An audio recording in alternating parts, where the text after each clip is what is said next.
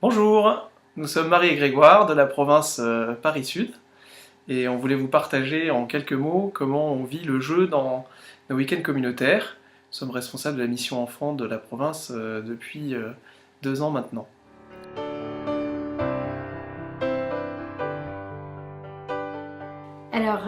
Pour nous, le jeu, c'est vraiment un point central de nos week-ends communautaires avec les enfants, parce que c'est avant tout un moyen de transmission de ce qu'on souhaite faire passer aux enfants ou de ce qu'on souhaite leur faire toucher comme message de foi. Voilà, donc en fait le jeu c'est un prétexte pour vraiment leur transmettre un, un morceau du fil rouge qu'on souhaite vivre dans nos week-ends. Par exemple, ça peut être au travers d'un grand jeu, leur faire découvrir la vie d'un saint, ou au travers un bricolage, leur transmettre quelque chose de qui est la Vierge Marie pour nous.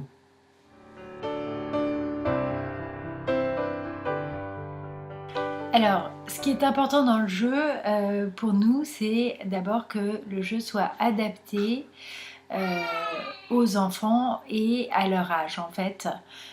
C'est-à-dire que, en fait, l'idée, c'est avant tout que chacun puisse participer et suivant son âge, ses capacités. Donc, parfois, on se pose la question de savoir si c'est plus intéressant de mettre des grands avec des plus petits et de faire des équipes mixées en âge, ou bien de laisser les petits jouer entre eux et puis avoir un jeu plus adapté aux plus grands. Voilà, mais avant tout que le jeu soit pour tous.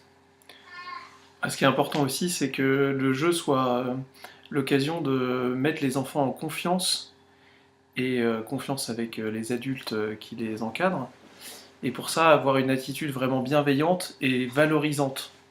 Et donc notamment, ne pas hésiter à féliciter les enfants et notamment avoir une attention aux plus petits et aux plus faibles pour que les petites choses qu'ils arrivent à faire eh bien, soient mises en avant, soient valorisées et leur fassent prendre confiance dans leurs capacités et dans le prix qu'ils ont aux yeux des adultes et bien sûr plus profondément aux yeux du Seigneur. Et puis, dernière chose qui nous semble aussi importante dans le jeu avec les enfants, c'est que le jeu soit créateur de liens entre les enfants, par exemple en créant des équipes, voilà. Et puis finalement on se rend compte aussi que le jeu il est créateur de liens entre les enfants et les frères et sœurs qui vont être parfois les animateurs du jeu, mais qu'en fait, souvent, les frères et sœurs qui sont au service auprès des enfants vont pouvoir aussi découvrir davantage les enfants à travers le jeu. Donc ça, c'est vraiment une belle expérience. Et dernier point, que le jeu puisse peut-être dépasser le cadre finalement de la mission enfant et aller jusqu'aux autres frères et sœurs qui vivent le week-end co, c'est-à-dire créateurs de liens aussi avec les frères et sœurs de la communauté. Voilà, ça peut être soit au travers d'une petite restitution de ce qui s'est vécu pendant le temps de jeu de la mission enfant, ou bien par exemple via euh, un jeu théâtral, voilà, on peut monter une petite scénette à représenter à toute la communauté. Le jeu, ça peut être aussi l'occasion de créer quelque chose avec les enfants qui leur permettent de garder justement le message au-delà du week-end. Si je prends un petit exemple, à l'occasion de notre week-end juste avant la fête de Pâques de cette année, on avait fait faire aux enfants des petites poules missionnaires, donc des petites poules avec des œufs en chocolat qu'ils avaient décorés eux-mêmes. L'idée étant qu'ils offrent cette poule avec une petite phrase d'un saint écrite à l'intérieur à un de leurs voisins ou à un de leurs amis à l'occasion de la fête de Pâques pour témoigner de la joie de cette fête. Voilà. Et donc cette poule était faite avec eux pendant le week-end et en même temps dépassait le cadre du week-end puisqu'elle les invitait à être missionnaires ensuite lors du retour à la maison.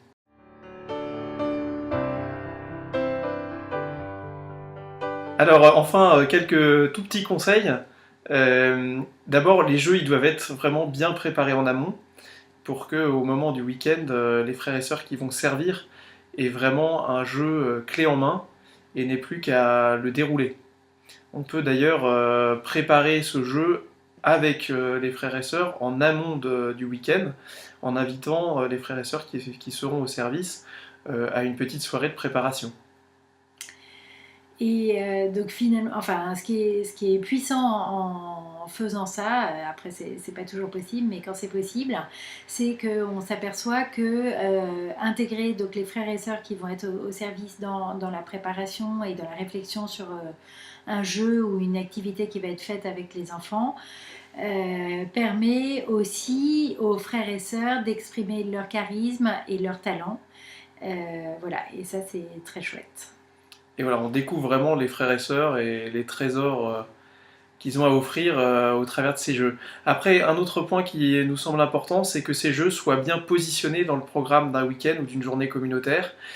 Notamment, c'est souvent l'occasion de se dépenser, et que pour les enfants, de se dépenser dehors parfois.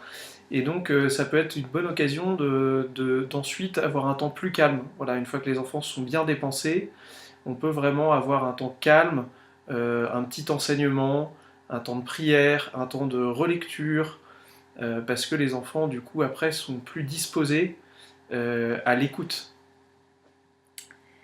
Voilà, et puis avant tout, on pense vraiment que la clé du succès, finalement, après avoir bien préparé ces jeux ou ces différentes activités qu'on aurait pu faire sous forme de jeux avec les enfants, c'est avant tout de lâcher prise et de s'en remettre à l'Esprit Saint.